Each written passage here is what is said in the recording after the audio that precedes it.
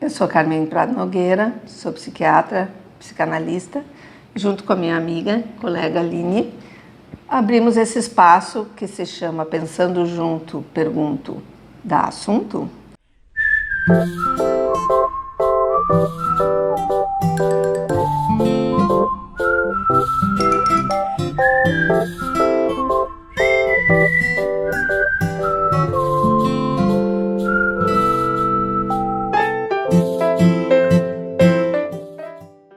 Um dos objetivos é divulgar a obra e o legado da escritora Maria de Norá, Luz do Prado.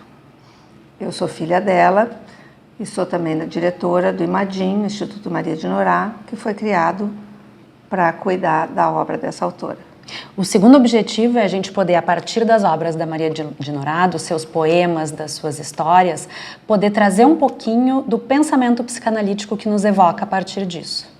Eu sou Aline Santos e Silva, sou psicóloga e psicanalista e leitora da Maria de Norá desde criança. Para esse primeiro encontro, a gente escolheu um texto desse livro, que o livro chama Meu Verde Mar Azul, é um livro de 1981, e o texto que a gente vai trabalhar chama Recado de Fantasia. Fica ao contrário no vídeo, é assim mesmo. É assim mesmo? É assim mesmo. A gente escolheu esse texto porque ele nos fez pensar muito sobre a importância da função narrativa que os adultos podem exercer no desenvolvimento de uma criança. Sim, esse é um texto muito lúdico, cheio de aventuras e que mostra bastante essa função de ouvir as crianças e ouvir as suas perguntas e ter paciência, enfim. Vocês vão ouvir agora um pequeno resumo dessa história, para terem uma ideia de que se trata, e depois nós voltamos aqui para conversar mais. Recado de fantasia. Tio Joaquim, o velho zelador do prédio da praia, parecia severo, mas como criança é mais psicólogo que muito adulto diplomado, a gurizada logo descobriu que ele não era nada do que parecia e tomaram conta dele. No prédio, era a hora do silêncio e a garotada seguia fazendo balbúrdia. Tio Joaquim apareceu para dar a bronca necessária, mas, convidado a brincar de silêncio com a turma, fez todos sentarem para contar uma história. E assim começou o Era Uma Vez do tio Joaquim, que conta então a história de um siri muito diligente, com muitas pernas, mas um tanto vazio da cabeça. Recebia tarefas do seu chefe, o peixe sarará, mas sempre esquecia metade do que tinha que fazer. Tio Joaquim conta que o peixe sarará, que era ferreiro, fabricava 1000 coisas. Ferraduras para os cavalos marinhos, ganchos para empurrar o navio fantasma, argolas para laçar as estrelas, brinquedos para a pracinha dos peixinhos.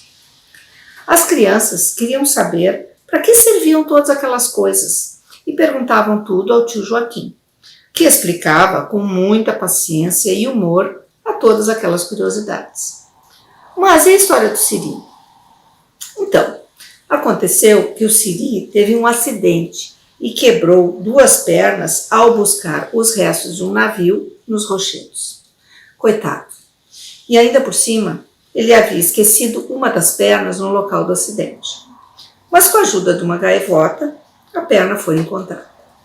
O peixe sarará, então, levou o siri ao Dr. Boto, que ao examinar as pernas do siri para a cirurgia, acabou fazendo uma descoberta impressionante e a vida do siri sofreu uma grande reviravolta. As crianças ouviram vidradas a história do tio Joaquim. Tão entretidas ficaram que nem viram o tempo passar. De repente, a sineta tocou, avisando o final do horário do silêncio. Gurizada foi então descontraindo, dando seus pulinhos, seus gritinhos e saboreando, cada uma a seu modo, o recado de fantasia que o tio Joaquim lhes oferecera. Para quem quiser ouvir essa história, cheia de aventuras e rodeios, ela vai estar completa no link que nós vamos colocar aqui. Bom, então a história que vocês ouviram, que chama Recado de Fantasia, versa sobre esse grupo de crianças e esse adulto tecendo uma história. E bem no início do texto, a Maria de Norá nos brinda com uma frase que diz assim: criança é mais psicólogo que muito adulto diplomado. E foi essa frase que me capturou no texto? O que a infância sabe? O que as crianças sabem que a gente vai crescendo, vai ficando adulto e vai esquecendo e deixando de saber? Sim, é interessante. Porque as crianças, quando são, vamos dizer, elas nascem, elas são constituídas de curiosidade. Se elas não puderem ser curiosas, se elas não puderem perguntar, se elas não tiverem alguém para ouvir, elas têm muitas perguntas, e perguntas são muito importantes, né? Então, o que acontece com os adultos? Os adultos têm que aprender duas coisas. Reconhecer que aquela curiosidade é muito importante, poder ouvir. A gente não tem, eu acho que às vezes os adultos se preocupam porque eles não têm as respostas. E talvez aí entre aquela frase que a gente estava falando, de que a pergunta é mais importante que a resposta. A pergunta abre espaço, abre caminho, abre processo de pensar, né? É verdade. Às vezes acontece isso, né? Dos pais ouvirem um questionamento dos filhos, ou até uma solicitação dos filhos, e tem uma ideia de que eles ficam, eu preciso resolver isso, eu preciso solucionar isso, eu preciso prover isso para o filho, eu preciso ter essa resposta. E, olha, gente, não é por aí, né? Não é por aí. O que a criança quer é que tu ouça, que tu acolha, mas a gente não sabe a resposta a maior parte das vezes, né? E aí eu acho que a gente entra nisso que a gente está chamando nesse texto da importância da função narrativa. A função narrativa é uma função que os adultos vão exercer junto à criança, de narrar, contar, explicar, permear de palavras, encher de histórias todas as perguntas e questionamentos. Não é uma resposta burocrática única, sim, não. É um talvez. Vamos pensar junto sobre isso, vamos contar. Sim. E eu acho que a gente escolheu justo esse texto porque o nosso projeto aqui é o Pensando Junto. Exatamente. A gente tem um monte de perguntas, a gente não tem respostas, né? E a gente acha que as pessoas precisam parar um pouco, pensar um pouco. Eu acho que tem um pouco também de aceitar que a gente é suficiente com o que a gente não sabe, né? Porque a gente não sabe muita coisa, criar filho é difícil, né? É um desafio, cada criança é diferente, cada situação que a gente vive é diferente. Então, não saber e aceitar que a gente não sabe é muito mais tranquilizador, né? Então, como ajudar essas criaturinhas? Né? Ouvindo. Primeira coisa, e conectando também com algo que é do infantil que tem dentro de cada adulto. Exato. Né? Assim, as histórias, acho que a gente precisa parar para pensar que as histórias infantis não são exatamente infantis. São histórias feitas para a infância. E todo mundo teve uma infância. Exato. É verdade. Quando a gente lê, a gente também fica encantado com a história. Né? Quando nós vamos pensar aqui, e é interessante essa historinha de como a gente pensou, como é que nós íamos resumir a história para ter aqui em menos tempo, né? E a gente pensou, mas nós vamos contar essa história de um jeito adulto, né? E acabamos pensando que não era tão adulto assim, que quando a gente ouvisse, talvez a parte criança da gente fosse se conectar em ouvir, mesmo que fosse parcial, uma parte mais resumida da história, né? E os textos que a gente tem olhado para estudar um pouco, ler um pouco, para ver o que o pessoal diz sobre essa questão de contar para a história, né? Nos dão muitas inspirações, né? Tem uma parte aqui do prefácio que a Diana e o Mário Corso fazem do livro do Celso Gottfried, que é o Narrar, Ser Pai, Ser Mãe, que é um livro muito, muito bonito. E eles dizem uma coisa que é muito interessante para a gente, como adulto, pensar, né? Que com essa história de ouvir as perguntas das crianças, tolerar, dar importância para o que eles trazem, que ele diz que isso é difícil para os adultos, que são os pais, porque os adultos são muito chatos, eles dizem, né? Os adultos se tornam burocratas que abandonam a prática da infância. Tem vários filmes, como Hook, que tratam desse assunto, né? De os pais poderem retomar e não ter medo da sua infância para poder se conectar com os filhos, né? Numa outra passagem do texto, a Maria de Norá, o tio Joaquim, que é o grande narrador deste texto, chama as crianças e diz para elas assim: venham brincar de silêncio. E essa parte nos chamou muito a atenção, né? O que significa brincar de silêncio? Que é diferente de pedir para a criança ficar quietinha. É um silêncio de um espaço do poder pensar. É um silêncio para poder surgir novas coisas, né? É verdade.